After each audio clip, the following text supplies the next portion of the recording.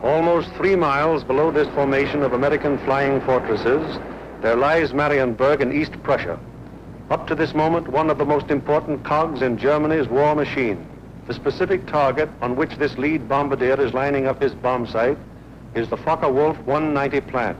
Up to this instant, this aircraft factory has been accounting for almost 50% of Germany's total FW-190 fighter assembly. Bombs away. Tons of bombs rain down in a tight pattern of destruction. This, remember, is no area attack. It is an assault on one single target, and any bomb that falls outside that target has failed to achieve its purpose. The assembly of fighters in this Focke-Wulf factory has come to a sudden and violent end. To many, the bombing of Germany probably seems to be little more than a series of capricious adventures, one attack unconnected in any way with the one that preceded it or the one that will follow it. It is easy for the average citizen to envision the positions of ground armies because of maps like these, which make the positions of the contesting forces quite clear. It is hard to express so graphically the progress of a bombing program. Yet there is a real line in this battle of Germany, not a geographical front, but an industrial one. In the British Isles, there are the Allied air forces. On the European continent, we have Regensburg, Marienburg, Bremen, Oschersleben, Warnemünde, and Kassel.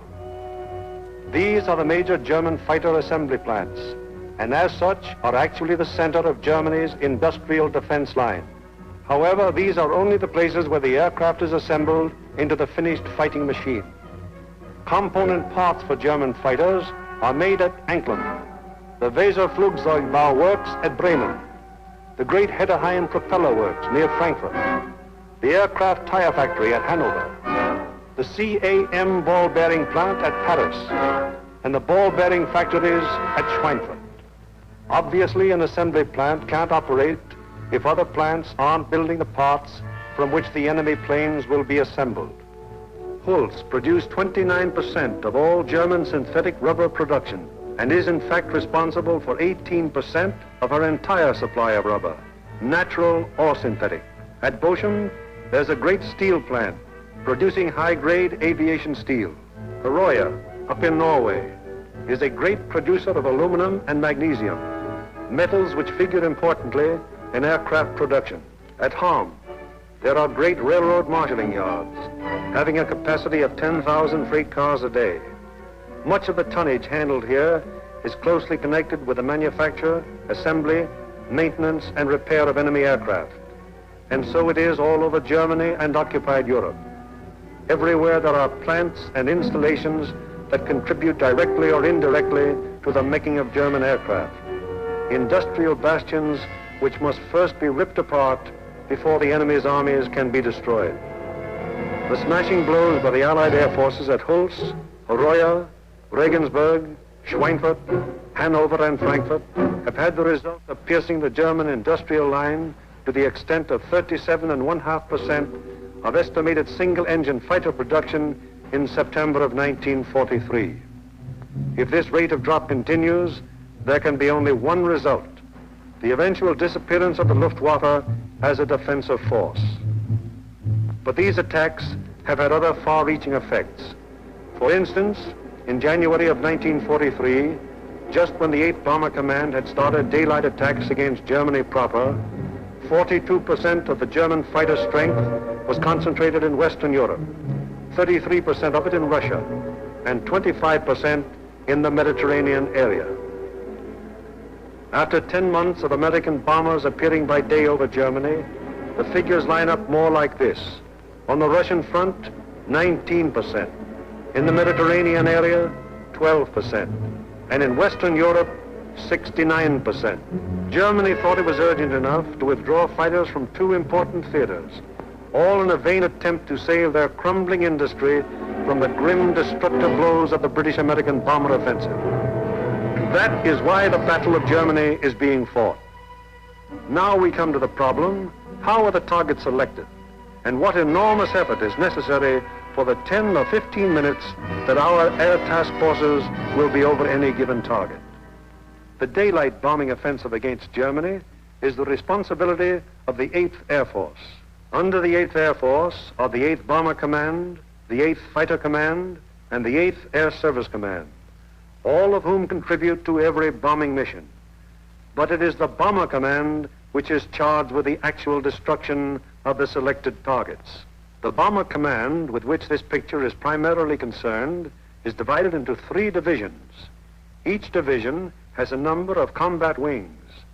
Each combat wing, in turn, has 3 groups. This is the chain of command. Since the operations which we are to follow, there have been some organizational changes, but they are principally changes of nomenclature and have not affected the broad strategical and tactical purposes of the organization. For instance, what is referred to as Bomber Command in this picture is now the 8th Air Force. Weather is the greatest single enemy of the 8th Bomber Command, for here is to be found the most changeable, treacherous weather in the world. To keep the most accurate possible check on weather conditions all over Europe, the RAF has established vast communication and reporting systems. Weather planes such as this Mosquito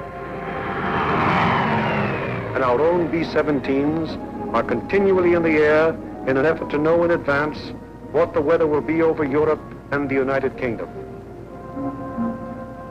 Men like this supply a major portion of the data from which 8 main weather maps of Europe and of the United Kingdom are drawn each day. In addition, there are 4 upper air maps and 8 maps of a miscellaneous classification.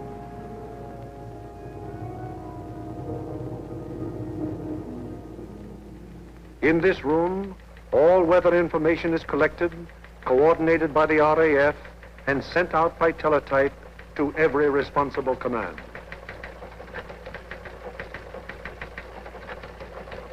This is the weather section in the operations block at the Bomber Command. Here, the information gleaned from the weather stations is put together and correlated into weather maps. Accurate predictions must be made as to the direction and speed of the wind, downward and forward visibility, temperature, humidity, possible icing conditions, and probable atmospheric pressure at the bases, en route, and over the target.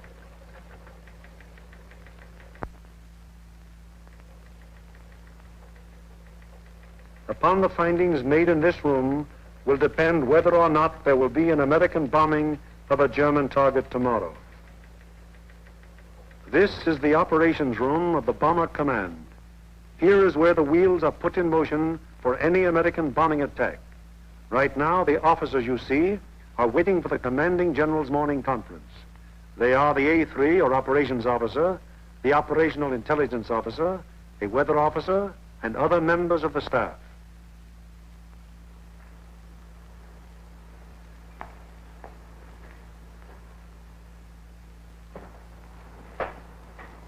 What's the weather prospects today, Major? It looks like most of Germany will be pretty good, sir. But we have a warm front approaching from down here, which we do not expect to affect the bases until late in the evening. How's the weather at Anklam? At Anklam, sir, we expect 2 to 5 tenths of low cloud and small amounts of middle and high cloud above 18,000 feet. Visibility 6 to 8 miles. How about Marienburg? At Marienburg, 2 to 4 tenths of low cloud, little or no middle or high cloud, visibility 6 to 8 miles. What will it be at Danzig and Gdynia? At Danzig and Gdynia, sir, 2 to 5 tenths of low cloud, 2 to 4 tenths of high cloud above 23,000 feet. Visibility in there about 5 miles. Give me the map of Anklam and the picture of the aircraft factory there. Yes, sir.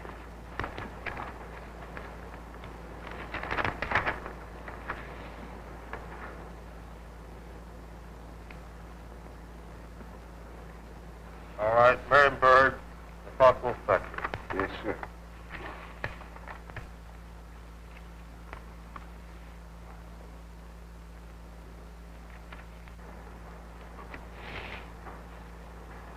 We will attack Marienburg with 2 combat wings, Anklam with 2 combat wings, shipyards at Danzig with 2 combat wings, and the port facilities at Gdynia with 2 combat wings.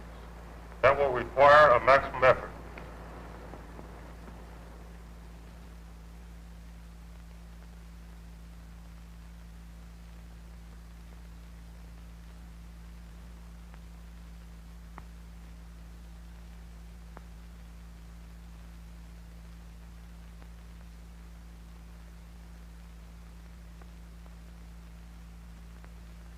Now the various specialist officers then go into action.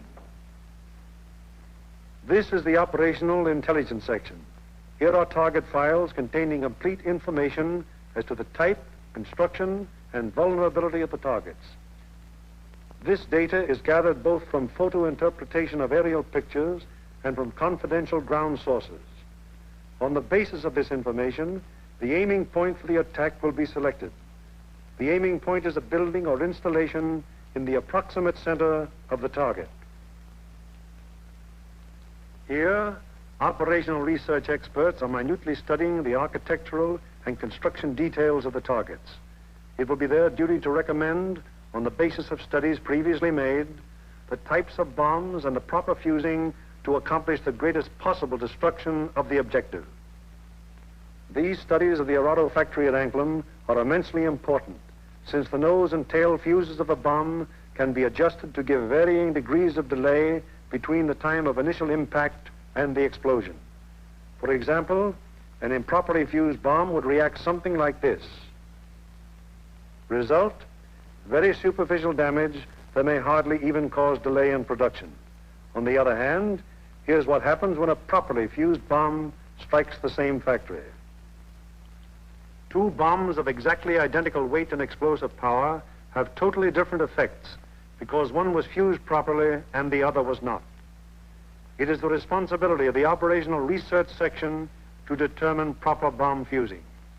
Here, the commanding general and the operations officer are working out the overall planning of each of the missions with the staff bombardier, the staff navigator, and the flak officer. This is a complex business because of the multiple nature of the attack. We'll attack Anklam 1 hour before we attack the other targets. That should draw most of the German fighters on the Anklam force. The Anklam force is big enough to take care of itself. You mean along the same course, sir? No, send them a little south. They'll act as a better diversion. This would be the best place for us to coast from the standpoint of pilotage. But, sir, the flak concentration at that point is quite heavy, the heaviest along the coast. We could rather move them a little further south, what the general suggests, and they would not run into flak difficulties at that point. How is that for the navigation viewpoint? Well, that's a very good landfall, sir. All right, we'll cross at that point, and you adjust the flight times accordingly. Take care of it, Darrell. Yes. While this is going on, the various liaison officers stationed at Bomber Command headquarters are busy keeping their respective commands acquainted with the course of events. The closest liaison is maintained with both the RAF Fighter and Bomber Commands, the Royal Navy, the 8th Fighter Command, and the 9th Bomber Command. It is through these liaison officers that requests will be made for the necessary fighter support, diversionary effort by the medium bombers, air-sea rescue patrols, and so on. Officers at Fighter Command immediately look up plan number 2340 to find out what part the fighters are expected to play in the next day's operations. Similarly, the 9th Air Force is informed that Bomber Command intends to lay on plan number 2340. It will be the duty of the mediums to attack enemy airfields at a time that will cause maximum interference with German attempts to intercept the heavy bombers. Right now, weather officers are getting ready their forecast for the General's late afternoon conference, where final decisions will be made. Right in there as planned. Yeah, it should. Should be okay. Thanks. Good enough. Bye. Does your morning's forecast still hold? Yes, sir. There's practically no change in the situation, and we still expect the base weather to hold up for return. Send out the field order exactly as planned. Yes. Get me the 1st, 2nd, and 3rd divisions on a conference call, please. All ready with your conference call. Go ahead, please. Can you scramble? Okay. Over. Okay, over. Over. Okay, there's a mission tomorrow. Maximum effort with 5 task forces. The 1st task force, comprising 6 groups of the 1st Division, will hit 3948. 3948. Secondary, 8731. 8731. Last resort, 9009. 9009. The second task force, comprising 5 groups of the 3rd Division, will hit 6848. 6848. Secondary, 6424. 6424. Last resort, 5381. 5381. The 3rd task force will comprise 4 groups of the 2nd Division, which will hit 6424. 6424. Secondary, 5381. 5381. Last resort, any industrial target of importance in Germany. Okay. The 1st and 3rd Divisions will each dispatch 1 air. The field order now goes over the teletype to all interested units and command. The first step has been taken in the sequence of events that will finally result in bringing our planes over the targets and discharging their bomb loads.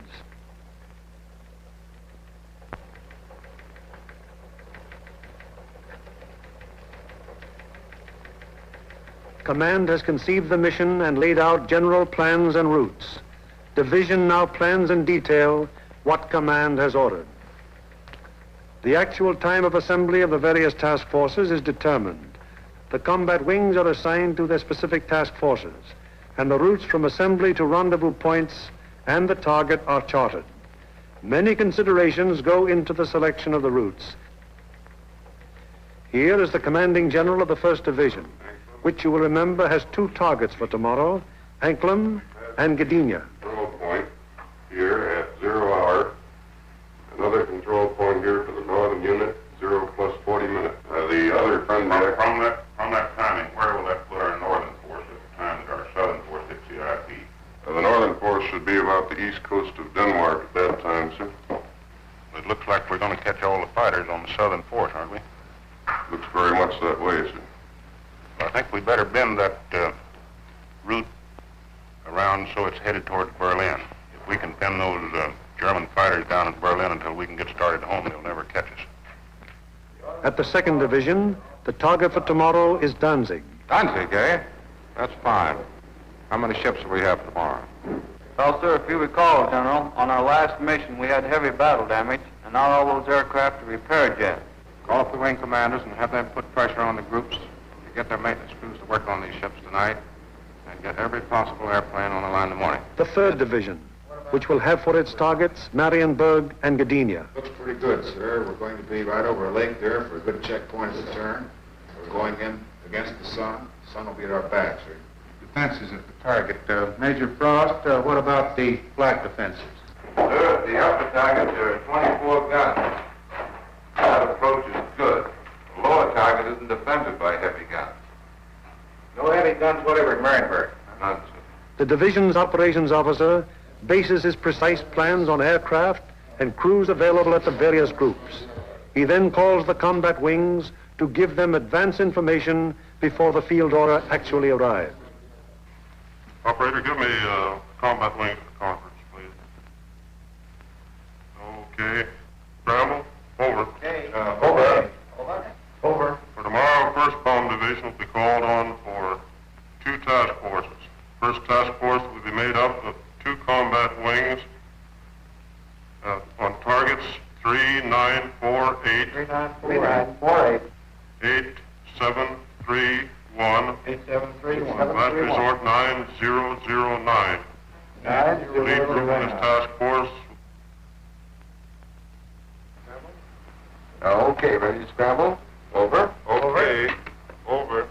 There'll be a mission tomorrow, and I want 2 groups from each combat wing. The target will be primary 6424. Secondary 5381. 538. The last resort will be any industrial target of importance in Germany. Okay.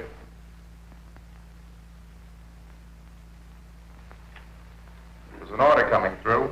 The 3rd Division will furnish 8 groups.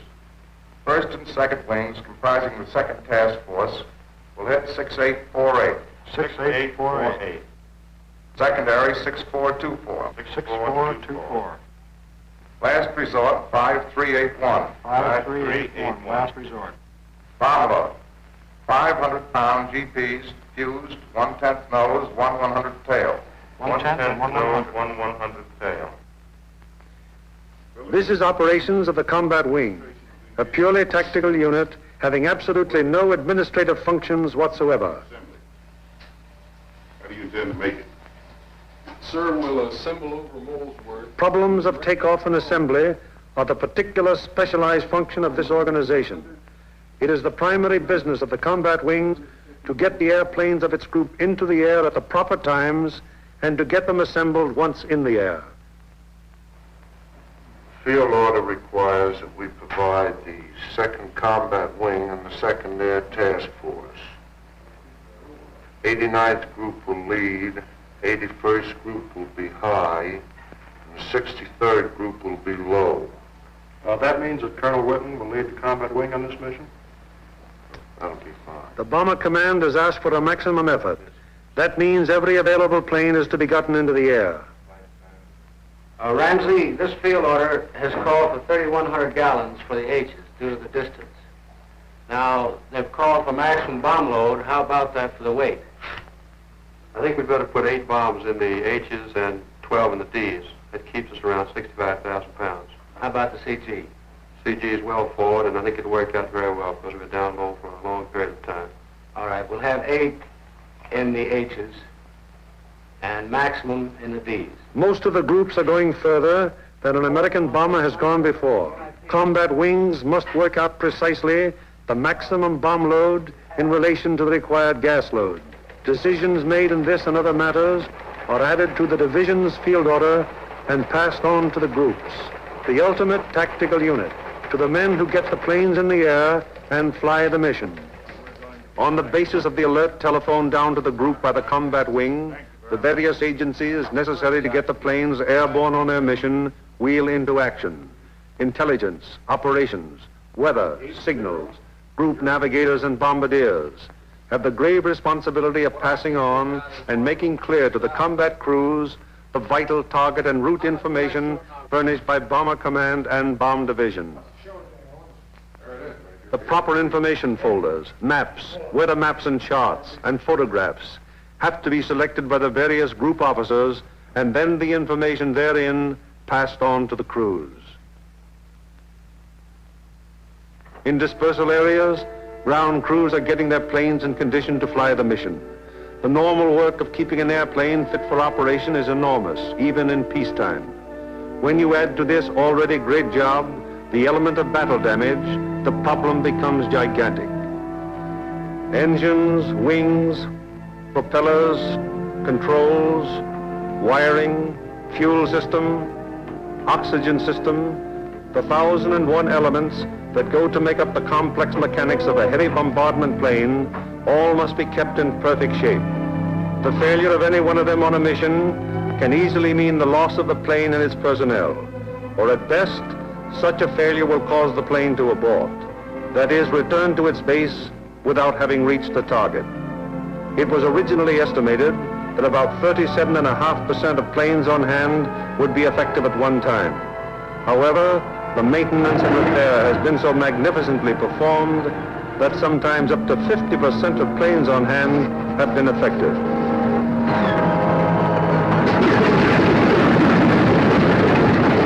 Ordnance is already at work, getting the bombs in their racks and loading ammunition onto the plane. These are 100-pound incendiaries.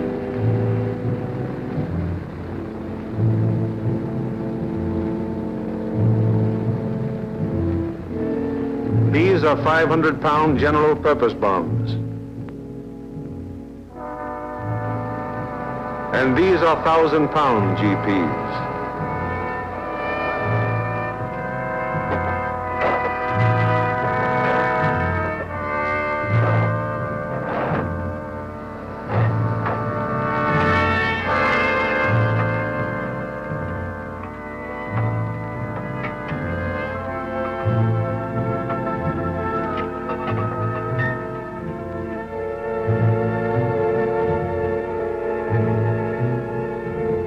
The bombs have to be placed in their racks very carefully.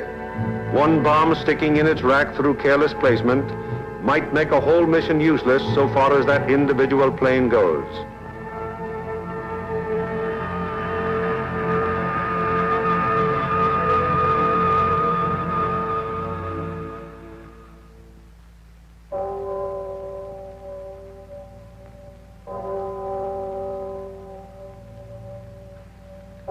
3 o'clock in the morning.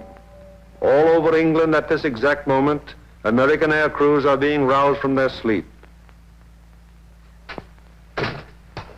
Okay, fellas, roll out. We have a mission this morning. Breaks in half an hour. Captain Kirk, Captain Thompson, Lieutenant Bushka, Ackerson, Holloway, and Hawker scheduled to fly. We'll snap it up. 3 o'clock. This is a hell of a time to get a man out of bed. You said it, Doc.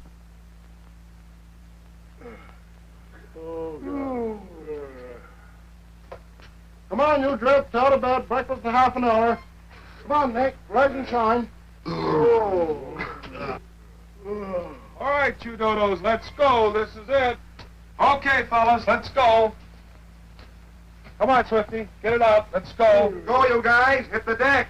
Breakfast at 4, breathing at 5. Let's go. That's fine. Just when I had a 48-hour pass coming in. That'd be a good deal. Can't you guys? You're ruining my beauty sleep. Through the cold of the English early morning, the combat crews go to their mess. They have no idea where they're going yet, but they know they'll be taking off in about 4 hours.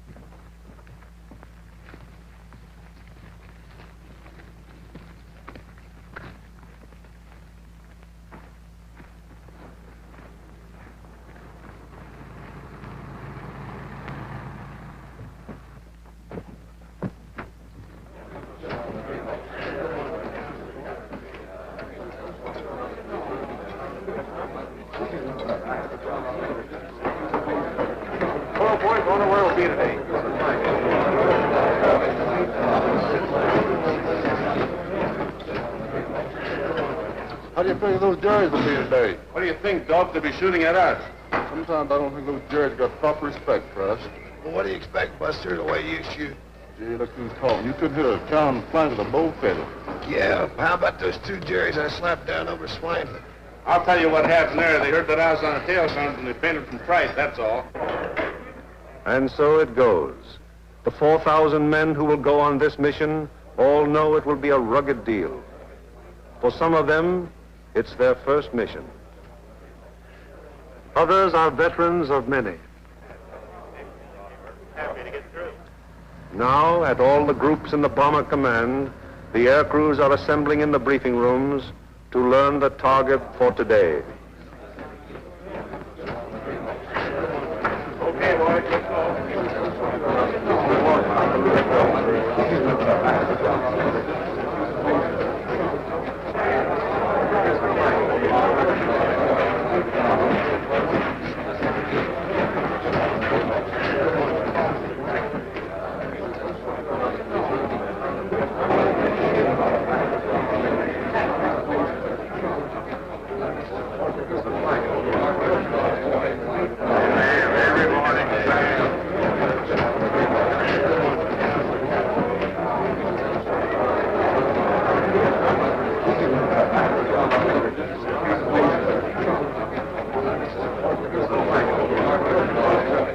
This is the briefing room of the 303rd Group.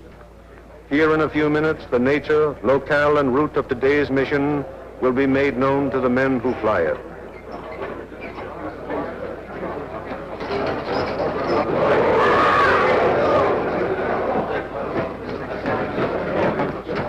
Target for the day is Ankman. Specifically, you are to destroy the Arado factory. This plant manufactures aircraft components, principally wing and tail assemblies for the Focke-Wulf 190. The parts are then shipped to New Brandenburg for assembly. I cannot stress upon you too much the importance of this target. If it is successfully destroyed, it will have a very serious effect on Germany's aircraft production. Light, please. Your IP is on the northwest side of New Brandenburg. Your heading on your run-up will be 45 degrees true. Immediately after your turn, you have an aerodrome on your right, almost directly north of the town. you should be able to pick out Friedland, 6 miles to your right and halfway between your IP and the target. Along this route, you should be able to see the main line railroad and the main road. From Friedland, the main road moves in toward your run-up and goes into Anklin, but the railroad terminates at Friedland. Shortly after passing Friedland, you will see a peculiarly formed wooded area on the right of your course. From here, pick out the aerodrome slightly southwest of the city and the intersection of the main railroad and the Peen River just outside of the town to the north. Night target map.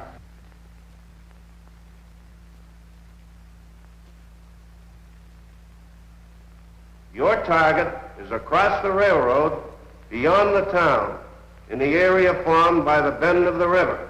And now a picture of the target. This group of buildings here is your target. This building will be the aiming point. If your bomb pattern is concentrated in this area, it should very effectively knock out the factory. Lights, please. At the 379th, the intelligence briefing continues. Late groups will bomb from an altitude of 13,000 feet. We feel that this low altitude will be equalized by the element of surprise which is with us, and it should ensure a thorough and complete finding of the target. Another task force is hitting the FW-190 assembly plant at Marienburg.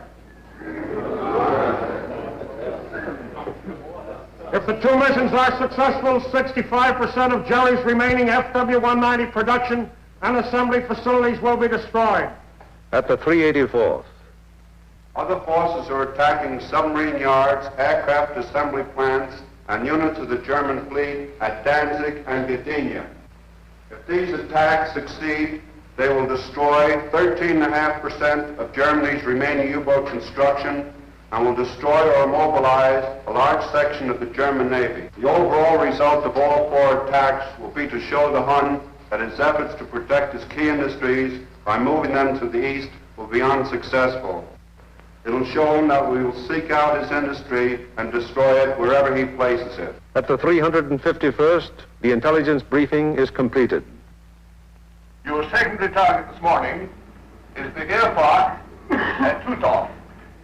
This contains a Focke-Wulf assembly plant, a bombardier school, and you'll love this. It's the country club of the German Air Force. Should you be unable to bomb either of those 2 targets, then in that case, you'll attempt to bomb the last resort target, which is the Hankel assembly plant at Rostov. This is the only complete Hankel unit in North Germany. It should be easily identified by the airfields adjoining, which has 6 intersecting runways running from 1,000 to 1,600 yards, and they're full of nice, fat, juicy Hankels. A weather officer briefs the crews of the 305th group going to Gdynia. The synoptic situation today is this. We have a high-pressure system centered over northwest Europe, up here near Finland, extending southwestward down across the British Isles, causing an influx of south and southwesterly air going up in this direction, hence causing little or no cloud in the area up there and toward your target. There are no fronts to affect your route today except a frontal system off to the west, which will cause an increase of medium and high clouds as you come back across the North Sea. Lights, please. At takeoff time, there will be 0 to 3/10 low clouds, also a layer of high clouds above 23,000 feet, 4 to 6/10 in amount. Also a middle layer of clouds in there between 10 and 12,000 feet. These medium and high clouds decreasing out over the North Sea to 3 to 5/10 each in amount. The low clouds will increase as you go out toward the North Sea to 3 to 5/10. Base 1,500 to 2,000 feet, tops 4 to 5,000 feet. There will be some fog patches over England, visibility 1 to 2 miles, except in those fog patches 500 to 1,000 yards. Visibility increasing rapidly out over the North Sea and the remainder of your route to 4 to 6 miles. The high clouds continuing 3 to 5 tenths, and also the middle clouds on toward the target, decreasing to nil at the target. Low clouds continuing 3 to 5 tenths, decreasing to 2 to 4 tenths at the target. Base 2,000 feet, tops 5,000 feet. Visibility 4 to 6 miles. The temperature at bombing altitude, minus 26 degrees centigrade. The freezing level on your route out, 12,000 feet over the North Sea with light rime in the middle clouds. As you return back to base, that freezing level will lower to about 7,000 feet, continuing light rime in your middle clouds. Now on the return route, weather will be very similar to your route out, except your clouds increasing in amount as you proceed back across the North Sea. Base on return, visibility 4 to 6 miles. A flak officer briefs the 389th Group of the 2nd Division going to Danzig. Gentlemen, this morning, because we are going to cross the Danish coast at such a relatively low altitude, we've planned the route so as to avoid as much flak as possible. At any rate, any flak that you do encounter will be merely a deterrent in nature. However, you can expect heavy flak batteries at a place where we make landfall here at Namindegab, about a mile south of course. Also, there are known to be other heavy batteries 8 miles south of course there on the coast at Hen. Other batteries are known to be located here at Corsor, 20 miles south of course, on the island of Skelland.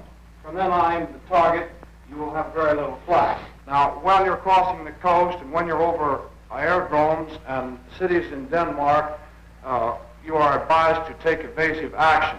Now then, when you get to the target itself, your anti-aircraft fire from the ground will be known to be supported by fire from naval units. Now, for those of you who have never been fired on by a naval unit, I want to add that naval units can put up a hell of an intense barrage, and you want to look out for it. An operations officer briefs the crews of the 94th Group of the 3rd Division. This group is leaving a formation to Mariensburg today. The 880th will be high group and the 764th will be low group. Bomb load of each ship will be 3 1,000-pounders, use 1/10 nose and 1/100th tail. Get that, bombardiers. You'll also carry 5 M47A incendiaries. You'll have full Tokyos, 1,000 gallons extra. Takeoff will be normal, assembly 1,000 feet over the field. After takeoff and assembly, proceed up this line to this point. This will be your combat wing assembly line. You'll leave the coast at this point here, that's Splasher 15. Let's not have any stooging around over England, it's a long haul. The 57th Combat Wing will follow us today at a 3-mile interval.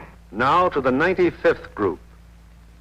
B-26s will be hitting the Lille area and the lowland at approximately 0 hour minus 40 minutes. One group of P-47s will strike the Warden area and join us for escort on the way out, joining us at approximately this point here. All other forces are using approximately the same route today. Just one point, that's that the Anklin force will probably pass us coming out as we're on our way in. You should see plenty of air activity. Let's hope that most of it is out.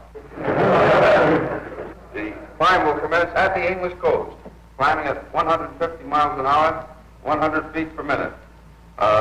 We should reach bombing altitude approximately at the Danish coast. Under those circumstances, should the Danish coast be crossed at less than 12,000 feet.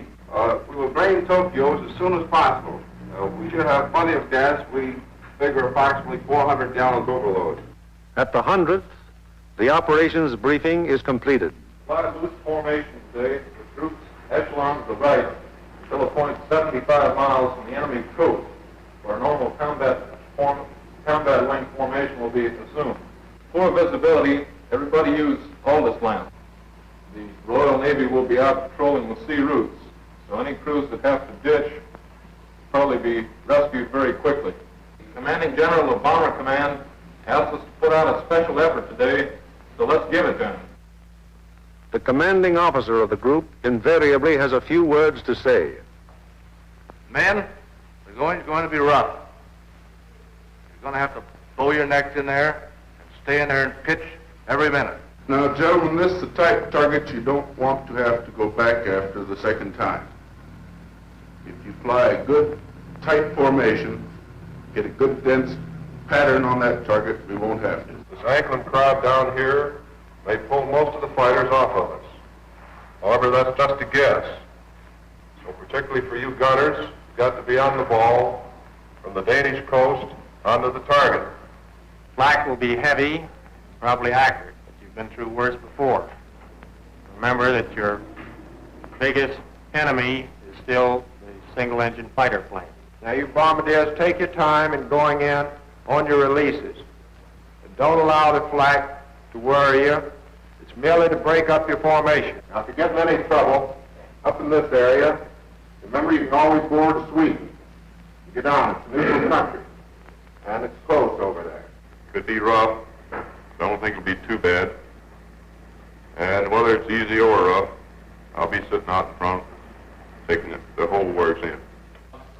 The main briefing over, the pilots, navigators, bombardiers, radio operators, gunners, receive separate specialized briefings. These briefings are very technical and very thorough, and are held so that every member of the combat crew will understand exactly what he can expect and what is expected of him. Any lack of thoroughness here might very well result in the failure of a mission. As dawn breaks over the English countryside, it finds the ground crews still working grimly in an effort to get every plane in the air that is scheduled to be dispatched.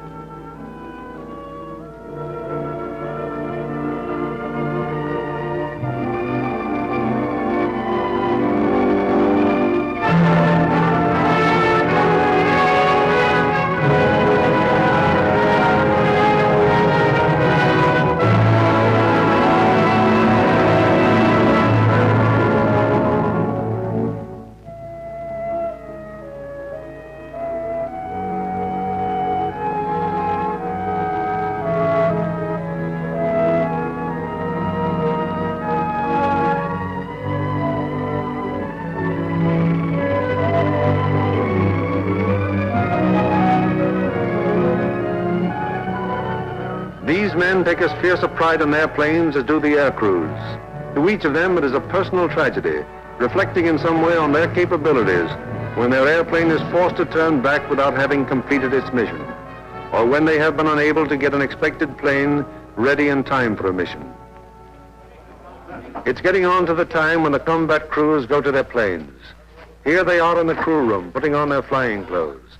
Clothes and equipment especially constructed to ward off the intense sub-zero cold which they will encounter so shortly.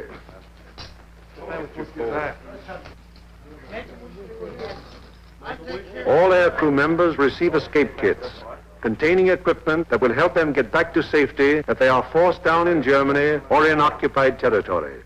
The pilots, co-pilots, navigators and bombardiers are also issued battle folders containing the maps which will be of such vital importance to them in the prosecution of the mission. The men turn in all personal papers and valuables, which might serve to give the enemy information in case of capture.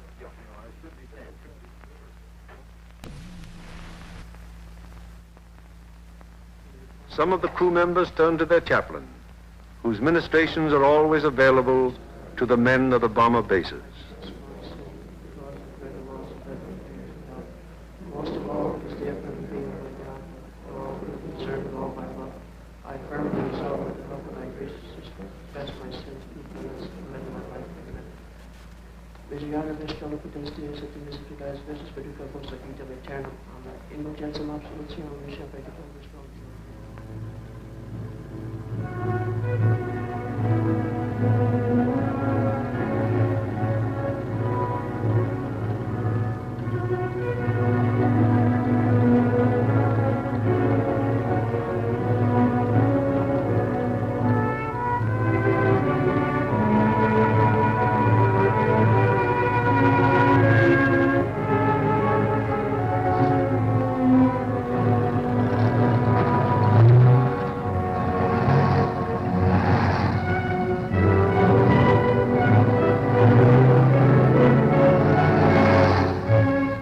So changeable is the weather in the European theater that sometimes widely varying conditions will be found on fields only a few miles from each other.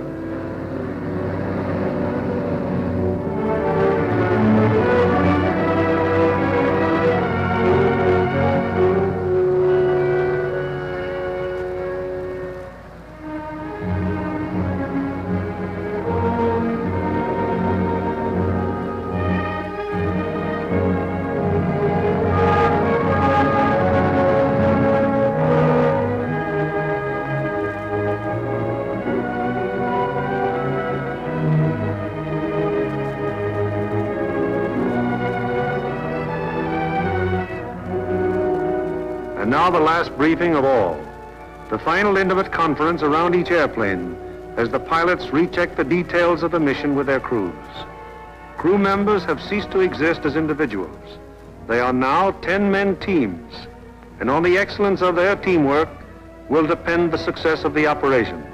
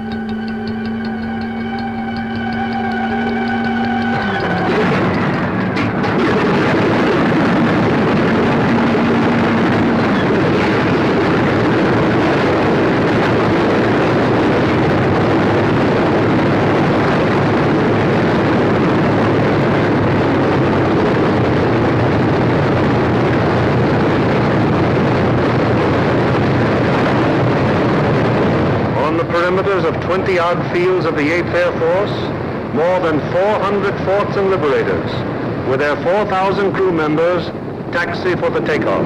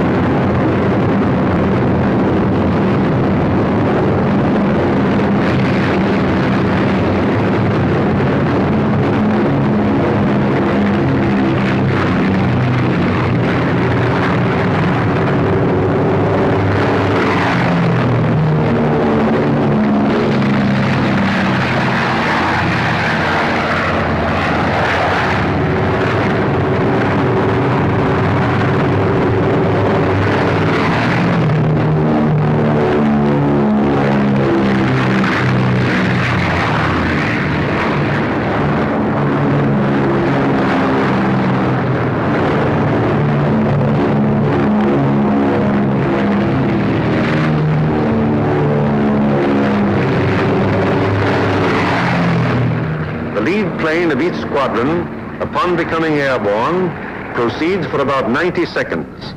It banks sharply to indicate its turning point, then goes into a slow left turn. Each successive plane in the element turns as soon as the pilot sees the plane in front of him turn. The element of 3 planes levels off at 1,000 feet and returns parallel to the takeoff runway at a distance of about 2 miles. Here the elements start to assemble into squadrons of 6.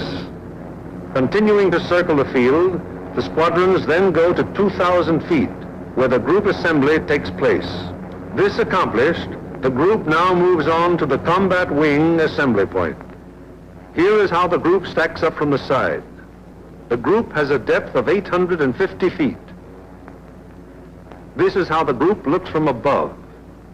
In the lead squadron, the second element is flown with the nose of the leader slightly behind and to the right of the right wing aircraft, first element. The lead plane of the high squadron flies even with the lead plane, second element, lead squadron. The second element of the high squadron flies with the leader's nose just behind and to the left of the left wing aircraft, first element. Here is the group as an enemy fighter pilot sees it, from head on. The first element of the lead squadron is stacked high left and low right. The first element of the low squadron is stacked high right and low left. Likewise, the first element of the high squadron is stacked high right and low left.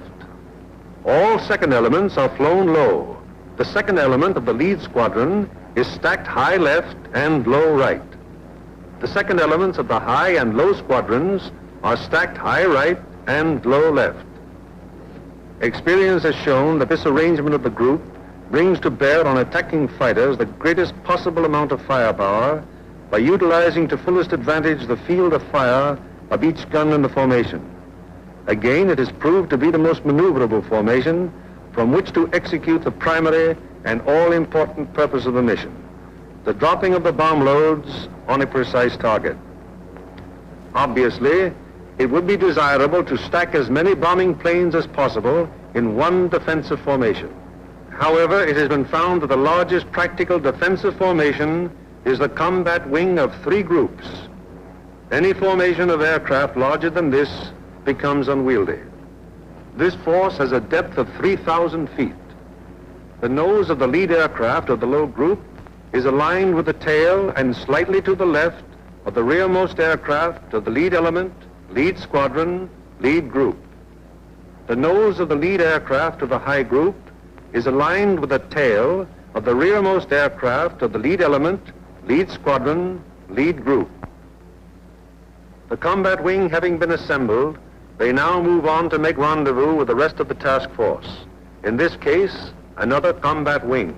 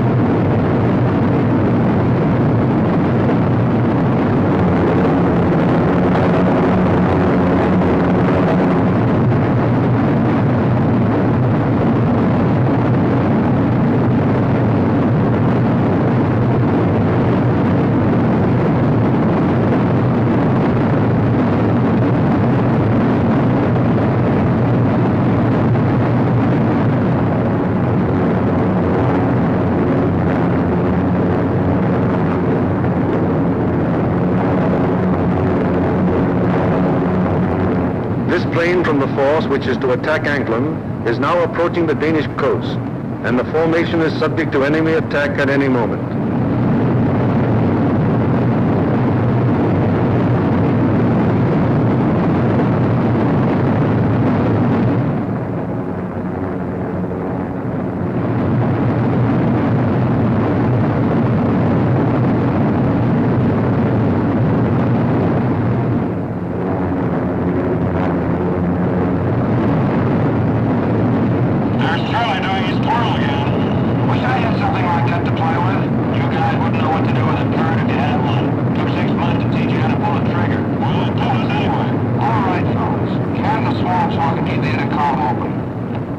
It is now 10:30 hours, and Denmark has been penetrated to some distance without any great opposition as yet.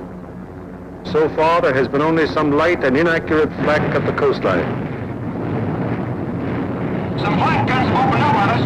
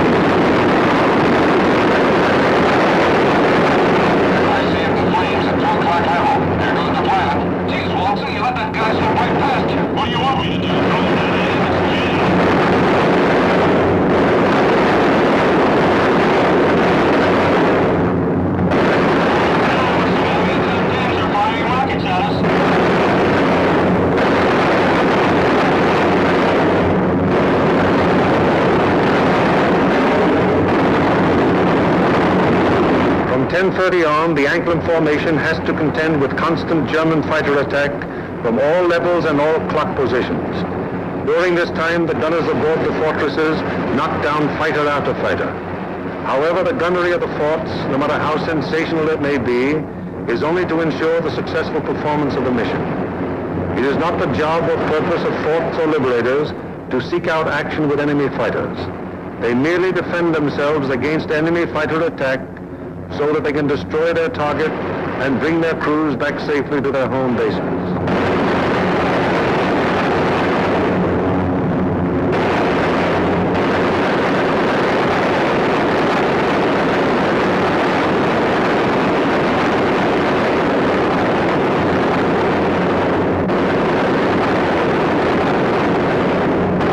An anxious moment comes now for the lead navigator and bombardier. The formation is approaching the initial point. That is the point where the wing will turn off and make its bombing run on the target. Upon proper navigation to this point may rest the success of the entire mission. Pilot to left waist gunner.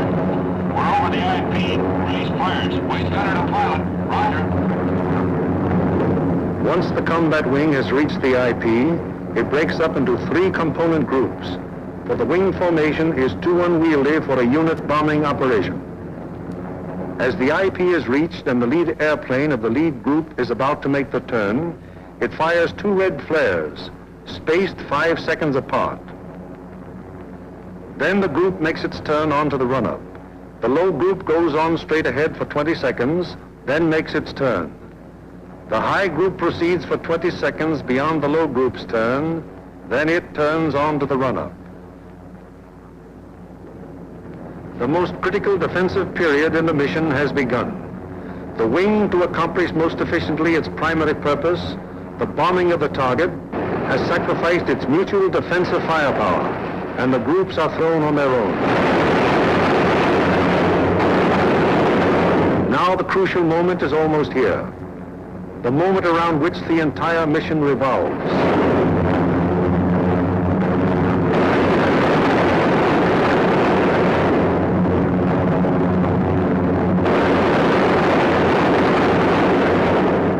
Pilot to bombardier.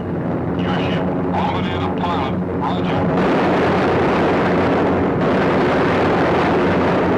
Bombardier to crew. Bombardier doors open.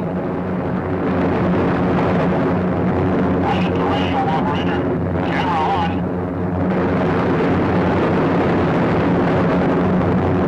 The bomb bay doors open, the group is committed to its attack. No evasive action may be taken until the bombs are away. And at this time, the formation is most vulnerable to attack, both from flak and enemy fighters.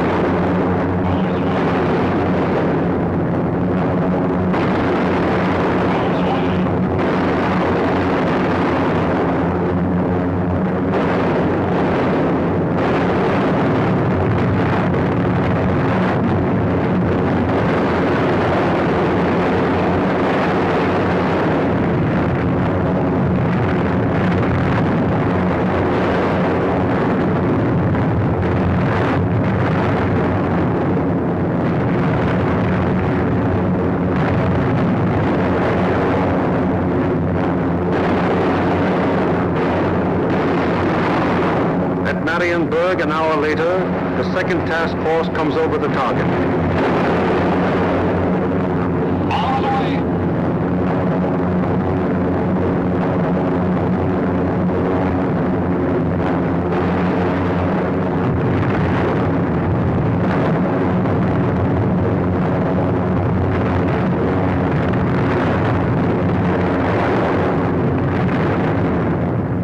Task force comes over its target at Danzig. Bombs away!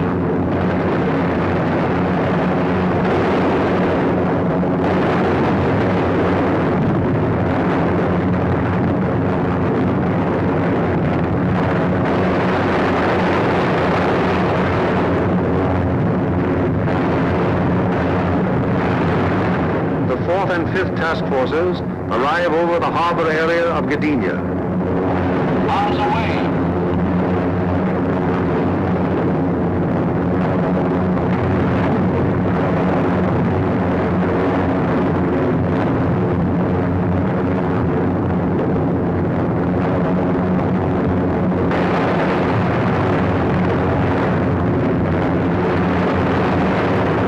Bombs away on primary at 1142 hours.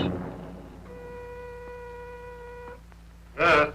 Sir, in addition to Anklin, which was attacked at 11:51, Marienburg was attacked at 13:05. It is standard procedure for the group leader to inform Bomber Command the moment the target has been attacked. Bomber Command, in turn, promptly informs the commanding general of the 8th Air Force. Laker, I have the additional information. I reported to you that Anklin was attacked. Well, all primaries were attacked. We received strike messages on all primaries. Danzig at 13:07, Marienburg at 13:05, and Gdynia at 13:11. Yes. Yes, sir. I'll advise you as soon as they land. After getting bombs away and closing the bomb bay doors, the groups can now defend themselves again, at least to the extent of evasive action against the flak and fighter attack.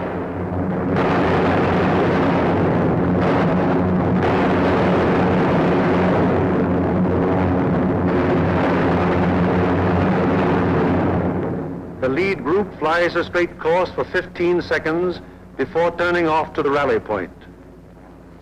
The lead group then proceeds to the rally point at an indicated airspeed of 155 miles per hour, making S-turns meanwhile to permit the trailing groups to catch up. The lead group crosses the rally point at a height 1,000 feet lower than bombing altitude. The succeeding groups will close with the lead group as quickly as possible to regain the defensive combat wing formation. The following groups need not necessarily pass exactly over the rally point in regaining wing formation. In the meanwhile, the Marauders take off to fulfill their part in the day's operation.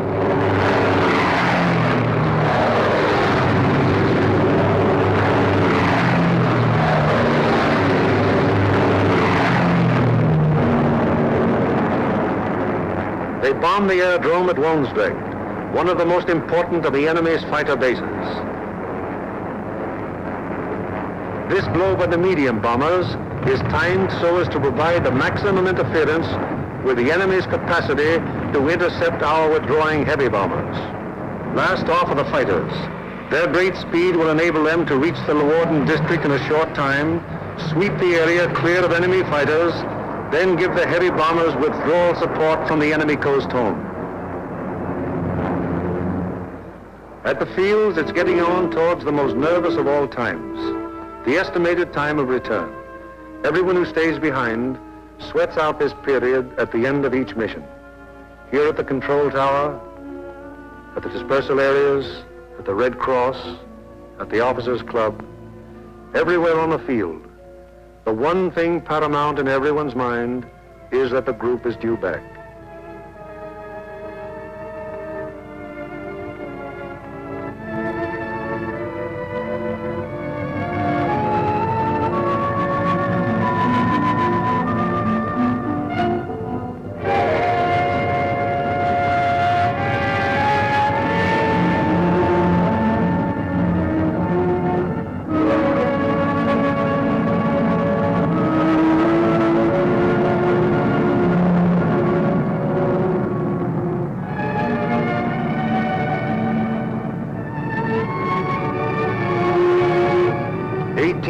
To attack the target.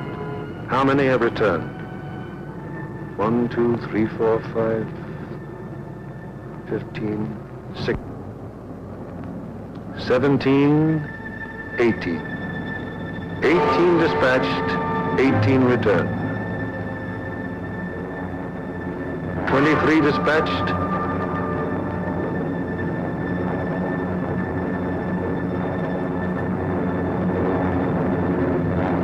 23 returned. However, there are other groups which weren't so fortunate. 18 dispatched, 17 returned. 20 dispatched, 19 returned. 20 dispatched, 14 returned. 19 dispatched, 18 returned. 20 dispatched, 10 returned. 18 dispatched. 8 returned.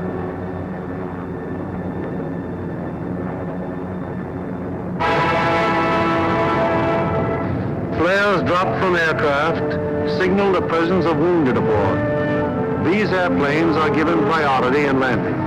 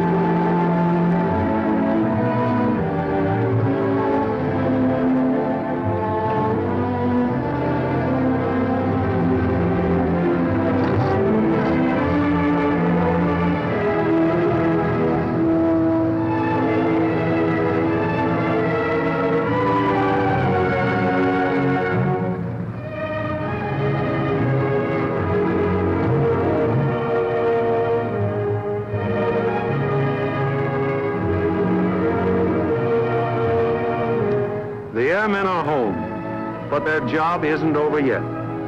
Before they can go to their billets for a well-earned rest, they must first undergo one of the most important phases of any mission, interrogation. It is highly important to question the crews at the first possible moment after the mission, while their impressions and memories are still fresh.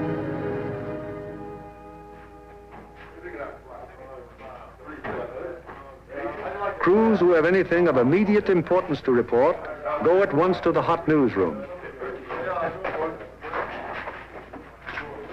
Hello, boys. How are you?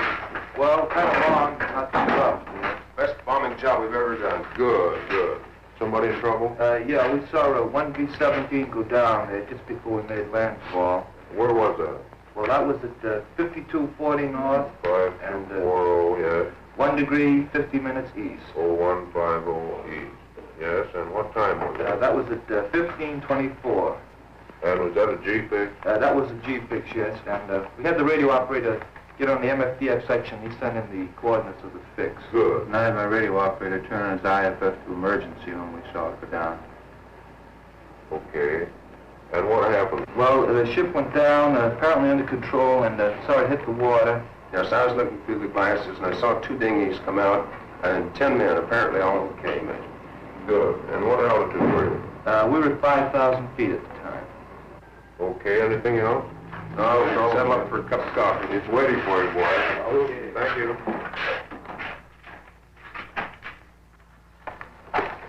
Third division, please.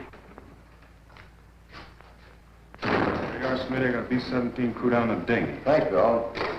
16 group, please. Special aircraft priority. Flight control, please.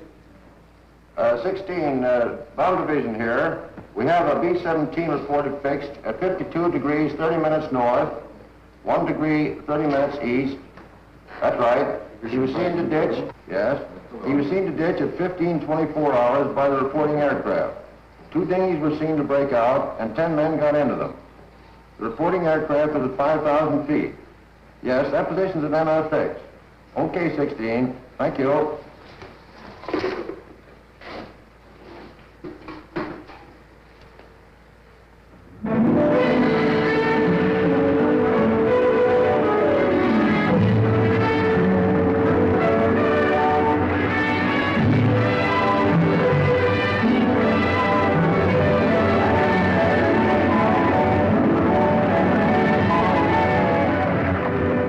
In one way or another, scores of our crews are saved by air-sea rescue from the English Channel and the North Sea and returned to combat service.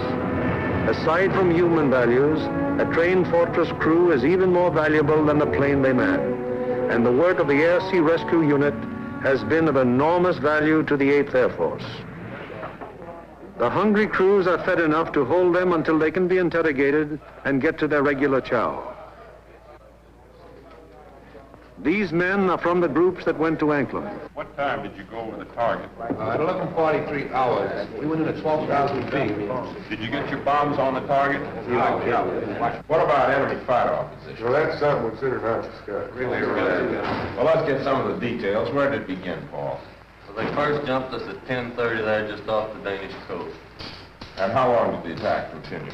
They stayed with us to the target and until 13:27. Then at 13:45, we had another group attack and stayed until 14:05. We had a couple more attacks, and the last one was at 15:26, just off the Danish coast coming out. And about how many enemy fighters did you see? Well, I don't know how many of them might have been repeated, but I saw 60 or 70 myself. I couldn't keep track of them, sir, but I counted about 65. Well, I stopped trying to count when I got... Well, do you think it'd be accurate to say, then, that your ship saw between 65 and 80 enemy aircraft? Yeah, that's right. What type of enemy aircraft did you encounter? Well, from what I could see from the tail, they threw the book at us. FW-19s, ME-109s, 110s, 210s, Dorniers, even DU-87s and 88s. I saw a couple of Focke-Wulf 189s, at least 2 Hanker 111s. What positions did they attack from? Oh, they came from all over the place. Fighters are pressing home their attacks from 300 to 400 yards. Would you characterize these attacks as determined? Brother, you can say that again.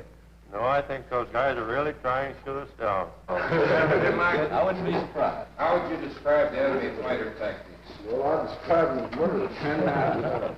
If they usually attacked in formation, queue up about 300 or 400 yards away, 12 to 13 single-engine fighters come barreling right through the formation. How'd the twin-engine fighters react? They stayed out to the side and above, just out of the range of our guns, and shot cannons and rockets at us. Then they'd queue up and press home a regular fighter attack. What caliber would you say the cannons were? My guess would be 37 millimeters. What do you think, Alice? What about the rockets? We shot a lot of them. I didn't actually see any hit our formation, but they weren't doing us any good. I saw one of them blow a wing off the 17 below and ahead of us. They started to spin in. Any shoot? No, sir, I didn't see any. Where was this? Over the target, right after we talked about bombs. Fellas, notice any distinctive markings on the enemy aircraft? Yeah, I saw quite a few. There are a number of FW-190s, mostly yellow noses, some white noses. No red nose. No, I didn't see them. Boy, those yellow-nosed boys really come in close, don't they? Did you see that one come right on our left wing? Yeah, I saw 109 with black and white diagonal markings under the wings. Black and white. I had white nose. All right. Yeah. Getting back to those rockets, I believe that Jerry can reload his rocket guns from inside the ship. I think you can. That'd be my guess, too. I saw at least 9 bursts from rocket guns on one ME-210. 9 bursts. Talking about 210s, there was one that came in and shot a cluster. It looked like clay pigeons to me. Say, those things look like baseballs to me. Can you describe that more fully? How did they react? Well, they didn't look like baseballs. It was more like streamlined and smoked all the way down, but they didn't explode. Didn't explode, huh? No. What about planes? I knocked down 2. They were making attacks about 5 o'clock level. Yeah, I saw them. One of them blew up in the air, and the other one went down in flames. The pilot of the second one bailed out. That was at 11:44. We were right over the IP. Were any other guns firing at these planes? No, sir. These were my babies. Any more? Yes, sir. I got one destroyed and one probable. I knocked 210 down right over the target. The plane exploded in the air. I got a burst of 110, and it started down in flames. I couldn't see whether it went all the way down or not. We're under constant attack. Bombing results and enemy fighter reaction are only one phase of the interrogation. The enemy's anti-aircraft defenses, their concentration, and their accuracy are also matters of great interest to the interrogators. The group of the 2nd Division, which went to Danzig. How would you describe the flak en route to the target? From the coast to the target, it was meager and inaccurate as to height and deflection. Over the target, it was still meager, but pretty accurate as height and deflection. Is that how the rest of you fellows would describe it? What about on the way back? Well, it was meager and inaccurate, except now when we crossed the coast. They threw up a box barrage that was pretty accurate as to height. In fact, it was good at the altitude, but the deflection was a little off. The first burst hit about 100 yards ahead of the lead plane. And we felt the concussion out of it, right? We got a couple of flak holes in the fuselage right around my gun position. Any other battle damage? A couple of flak holes in the nose. Burst of 303 in the number 4 engine. Got an oil line. What was your altitude when this box barrage almost caught you? 21,500 feet. Did any of you notice anything unusual or peculiar about the flak burst? No, it looked like the same old black flak to me. What's the 6th we have seen? Also valuable to the interrogator is any intelligence that might be picked up by the crews en route to or from the target. Such observations may be completely incidental to the mission, but can prove to be of great value at another time when another target is being attacked. Let's find out what the force attacking Marienburg discovered on their way to and from the target. This smoke screen at Danzig, where does that emanate from?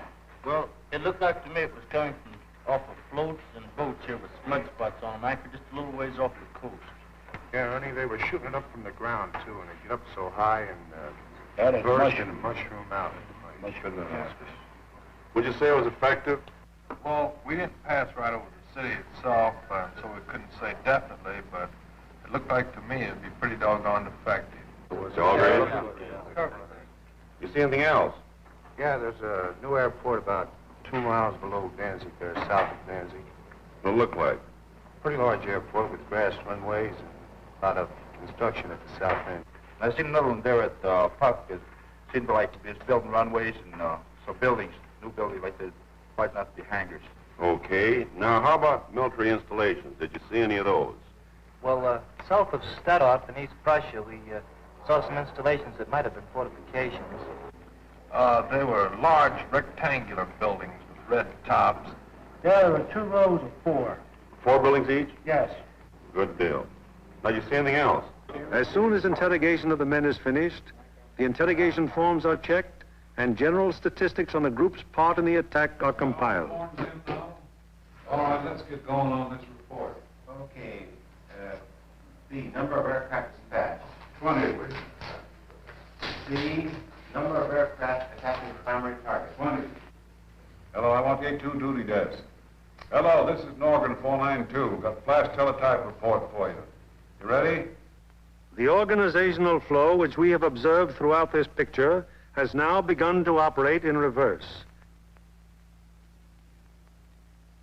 Information obtained from the crews is evaluated in divisional critiques, conferences in which all responsible group and divisional officers carefully inspect the detailed record of the mission, discuss any failures that may have occurred, and plan to prevent their recurrence. After a particularly large or important operation, there will be a command critique, with the 8th Air Force Commanding General presiding. Here in the dark room, the strike photos of the targets brought back by the returning planes of the group are developed and printed with all possible speed, so that experts of Bomber Command can assess the damage done. coming in from planes of every group participating in the various raids, and interpreted and appraised by trained photo interpreters, these pictures will give Bomber Command an excellent idea as to exactly what parts of the various targets were hit and how severely. Here, as seen in these pictures taken the following day by photo reconnaissance planes, severe damage has been inflicted on all the major and most of the minor buildings of the Arado factory at Anklam. This is a strike photo showing how Danzig looked during the attack. Very extensive damage has been suffered in the harbor area. Here is an annotated PRU picture of Gdynia as it appeared after the attack. A near miss is seen on the liner Deutschland type. The transatlantic liner Stuttgart does not appear in this picture, although she was seen afire and in the hands of tugboats immediately after the attack, as these strike photos reveal. Aside from the Stuttgart, several ships in the South Basin have been sunk or damaged, including the liner Oceania. Shore installations are also heavily hit. At Marienburg, the PRU photo discloses that the damage was exceptionally severe, almost every building having been destroyed or seriously affected. General Arnold has characterized this attack as the greatest example of precision bombing on record. Other targets will be as thoroughly destroyed.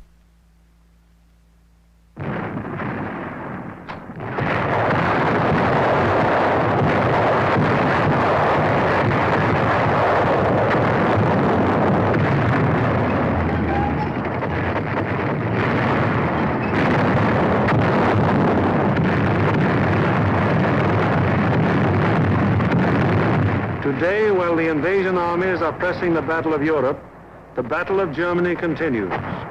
Day by day, whenever weather permits, heavy bombers roar out over the heads of the advancing ground forces, blasting away systematically at vital industrial installations hundreds of miles to the rear of the enemy lines.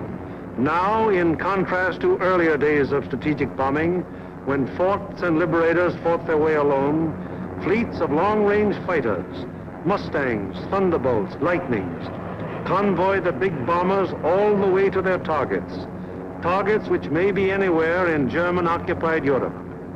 The flood of supplies so necessary to the survival of an army or a nation, synthetic rubber, steel, food, fuel, textiles, this flood is gradually being reduced to a trickle. And finally, even this thin, inadequate stream will die away. Then the German armies in the field and the German workers on the home front will have no food for their stomachs, no clothing for their bodies, no metals for their machines, and no fuel with which to run them. Then the Battle of Germany will be won, and with it, the Battle of Europe.